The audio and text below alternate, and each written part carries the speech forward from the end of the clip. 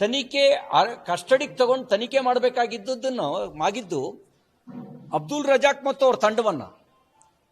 ಆದರೆ ಇಲ್ಲಿ ಅರೆಸ್ಟ್ ಮಾಡಿರೋದು ಪುನೀತ್ ಕೆರೆಹಳ್ಳಿ ಮತ್ತು ಅವ್ರ ತಂಡವನ್ನ. ಇದನ್ನು ನೋಡಿದಾಗ ಕಾಂಗ್ರೆಸ್ ಇಲ್ಲೂ ರಾಜಕಾರಣ ಮಾಡ್ತಾ ಇದೆ ಅಂತ ಅನಿಸುತ್ತೆ. ಹಿಂದೊಮ್ಮೆ ಇದೇ ಪುನೀತ್ ಕೆರೆಹಳ್ಳಿನ ಒಂದು ಗೋ ಸಾಗಾಟ ಮಾಡ್ತಿದ್ದವ್ರನ್ನ ಪೊಲೀಸರಿಗೆ ಹಿಡ್ಕೊಟ್ರು ಅಂತ ಹೇಳಿ ಪೊಲೀಸ್ ಕಸ್ಟಡಿಯಲ್ಲಿ 24 ಗಂಟೆ ನಂತರ ಅವನ ಹೃದಯಾಘಾತದಿಂದ ಸಾಯ್ತಾನೆ. ಒಬ್ಬ ಅಕ್ರಮ ಗೋ ಸಾಗಾಟ ಮಾಡ್ತಿದ್ದವನು. ಮೆಡಿಕಲ್ ರಿಪೋರ್ಟ್ ಹೇಳುತ್ತೆ ಅವರು ಸತ್ತಿರೋದು ಹೃದಯಾಘಾತದಿಂದ ಅಂತ. ಆ ಕೇಸ್ನಲ್ಲಿ ಪುನೀತ್ ಕೆರೆಹಳ್ಳಿ ಮೇಲೆ 302 ಮೊಕದ್ದಮೆ ದಾಖಲು ಮಾಡ್ತಾರೆ, ಕೊಲೆ ಕೇಸ್ನ. ಮತ್ತು ಅಕ್ರಮ ಧನದ ಸಾಗಾಣಿಕೆ ಮಾಡ್ತಿದ್ದವನಿಗೆ 25 ಲಕ್ಷ ಪರಿಹಾರ ಕೊಡ್ತಾರೆ.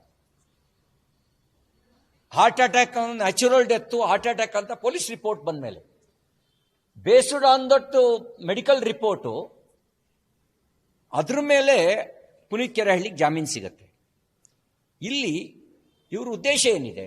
ಇನ್ಫಾರ್ಮರ್ನ ಜೈಲಿಗೆ ಕಳಿಸೋದು ಇವ್ರ ಉದ್ದೇಶನೋ? ಹಾಗಿದ್ರೆ ಇನ್ಫಾರ್ಮರ್ನ ಜೈಲಿಗೆ ಕಳಿಸಿದ್ರು ಅಂತ ಹೇಳಿದ್ರೆ ಅಕ್ರಮ ಮಾಂಸದ ವಹಿವಾಟಿನಲ್ಲಿ ಆಡಳಿತ ನಡೆಸ್ತಿರ್ತಕ್ಕಂಥ ಪಕ್ಷವೂ ಕೂಡ ಶಾಮೀಲಾಗಿದೆ ಅಂತಕ್ಕಂಥ ಸಂಶಯ ನನಗಿದೆ. ಇದು ಪೊಲೀಸರ ಕ್ರಮ, ಯಾರು ಕೂಡ ಅವ್ರನ್ನ ಸಮರ್ಥನೆ ಮಾಡೋಕ್ಕಾಗಲ್ಲ. ತಕ್ಷಣ ಪುನೀತ್ ಕೆರೆಹಳ್ಳಿಯನ್ನ ಬಿಡುಗಡೆಗೊಳಿಸಬೇಕು ಅಂತ ನಾನು ಆಗ್ರಹಿಸ್ತೇನೆ. ತಪ್ಪು ಮಾಡಿದ್ದೀರಿ ನೀವು. ಮತ್ತು ಮಾನ್ಯ ಗೃಹ ಸಚಿವರು, ನೀವು FSL ರಿಪೋರ್ಟ್ ಬರೋಕ್ಕೆ ಮುಂಚೆನೆ, ಹೈದರಾಬಾದಿಂದ ಬಂದೇ ಇಲ್ಲ FSL ರಿಪೋರ್ಟ್. FSL ರಿಪೋರ್ಟ್ ಬರೋಕ್ಕೆ ಮುಂಚೆನೆ ನೀವು ಕ್ಲೀನ್ ಚಿಟ್ ಕೊಟ್ಬಿಟ್ಟಿದ್ದೀರಿ. ಇದು ಮೇಕೆ ಮಾಂಸ ಅಂತ ಕ್ಲೀನ್ ಚಿಟ್ ಕೊಟ್ಬಿಟ್ಟಿದ್ದೀರಿ. FSL ರಿಪೋರ್ಟ್ ಬಂದಿದೆಯಾ? ಮತ್ತು ನೀವು ಶಾಂಪಲ್ ತೆಗಿಬೇಕಾದ್ರೆ 120 ಬಾಕ್ಸಿನ ಸ್ಯಾಂಪಲ್ ತೆಗೆದಿದ್ದೀರಾ. ನನಗಿರುವಂಥ ಪ್ರೈಮರಿ ಇನ್ಫಾರ್ಮೇಶನ್ 3-4 ಬಾಕ್ಸ್ಗಳದ್ದು ಮಾತ್ರ ಶಾಂಪಲ್ ತೆಗೆದಿದ್ದಾರೆ ಅಂತ. ಆಕ್ಚುಲಿ 120 ಬಾಕ್ಸ್ಗಳ ಸ್ಯಾಂಪಲ್ ತೆಗಿಬೇಕಿತ್ತು. ಈ ಶಾಂಪಲ್ನ ತೆಗೆದಿಲ್ಲ.